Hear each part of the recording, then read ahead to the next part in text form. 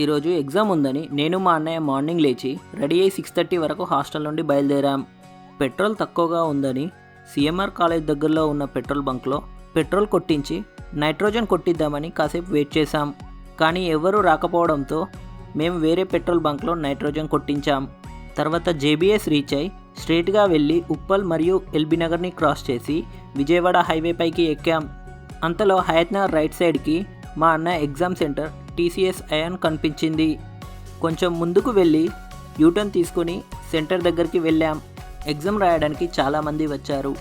ఆ తర్వాత మా అన్న బైక్ పార్కింగ్లో పెట్టి ID proof, photo and admit card తీసుకొని లోపలికి వెళ్ళాడు. ఆ తర్వాత బ్రేక్ఫాస్ట్ చేద్దామని నేను తాజా హోటల్కి వెళ్ళి టిఫిన్ చేసి అన్న కోసం పార్కింగ్లో వెయిట్ చేశాను. కానీ కాసేపటికి సిగ్నల్ జామర్స్ని ఆన్ చేశారు. సిగ్నల్ లేదని నేను పక్కన ఉన్న పెట్రోల్ బంక్లో టైంపాస్ చేశాను. అంతలో ఫస్ట్ బ్యాచ్ ఎగ్జామ్ రాసిన వాళ్ళందరూ బయటికి వచ్చారు. అలాగే మా అన్న కూడా వచ్చి బైక్ స్టార్ట్ చేశాడు.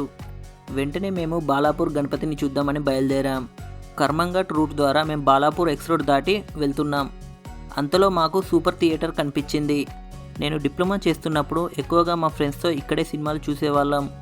బాలాపూర్ చేరాక గణపతి మండపానికి దారి తెలియక పక్కన వెళ్తున్న 3 అమ్మాయిల్ని అడ్రస్ అడిగాను. కానీ వాళ్ళు నన్ను చూసి ముందుగా భయపడ్డారు. తర్వాత అడ్రస్ చెప్పారు. మేబీ వాళ్ళు నన్ను చూసి దొంగ అని అనుకున్నారేమో.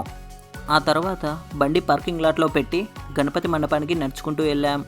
ఈరోజు భక్తులు ఎక్కువగా రాలేదు. అందుకే మేము మండపానికి త్వరగా చేరుకున్నాం. మండపం థీమ్ మొత్తం రామ్ మందిర్ నుండి ఇన్స్పిరేషన్ తీసుకున్నారు.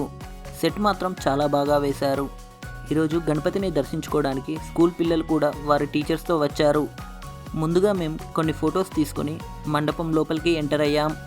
ఎంటర్ కాగానే మాకు ముందుగా బాలరాముడు కనిపించాడు. బాలరాముడిని దర్శించుకొని ఎడమ వైపు నుండి లోపలికి వెళ్ళాం.